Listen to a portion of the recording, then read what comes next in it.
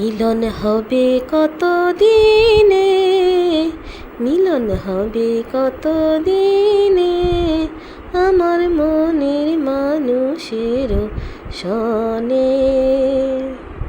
আসসালামু আলাইকুম। আজকে আমি রান্না করব মাছের ডিম ভুনা। আমি কড়াইতে তেল দিয়ে দিয়েছি। এখানে এখন কাঁচামরিচ, পেঁয়াজ, কিছু গরম মশলা, দারচিনিটা দিব আর তেজপাতাটা দিব, দিয়ে নাড়াচাড়া করে এখানে আমি আবার একটু আদা রসুন বাটাটাও দিয়ে দিব। হ্যাঁ, দিয়ে দিয়েছি।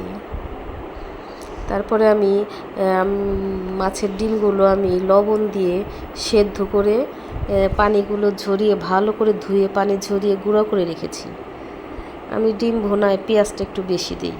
পেঁয়াজ বেশি না হলে ডিম ভুনাটা মজা হয় না, মানে খেতে অতটা মানে একটু আঠা আঠা হবে, তাহলে ঝরঝরা হয়ে যায় পেঁয়াজ যদি আমি একটু কম দিই। হ্যাঁ, দিয়ে দিলাম আদা রসুন বাটা, তারপরে একটু হলুদের গুঁড়ো দিব, একটু মরিচের গুঁড়ো দিব, এভাবেই দিয়ে নেড়ে চেড়ে একটু নেড়ে নেব। এখন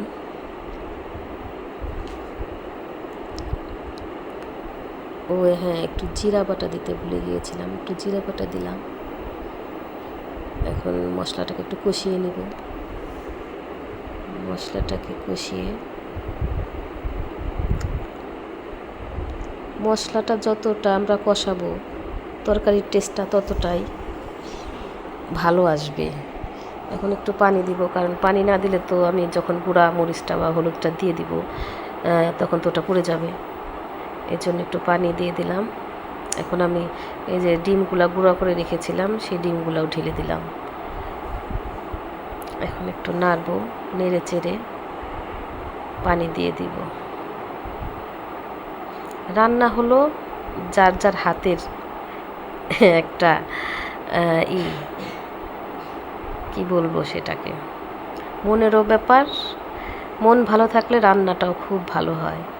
হ্যাঁ, এখন একটু পানি দিয়ে দিলাম। এই পানিটাই, হ্যাঁ এটাই যথেষ্ট, আর দিব না। তারপরে এই যে পানিটা শুকিয়ে গেছে, এই দেখেন কেমন একটু জুসি জুসি ভাব আছে আমার ডিম ভুনাটায়, ঝরঝরা হয়নি। এভাবেই ডিম ভুনাটা আমার কাছে বেশ ভালো লাগে। আমার মেয়ে এবং আমার হাজব্যান্ড এইভাবে ডিম ভুনাটাই খুব পছন্দ করে। হয়ে গেছে আমার মাছের ডিম ভুনা। আল্লাহ হাফেজ।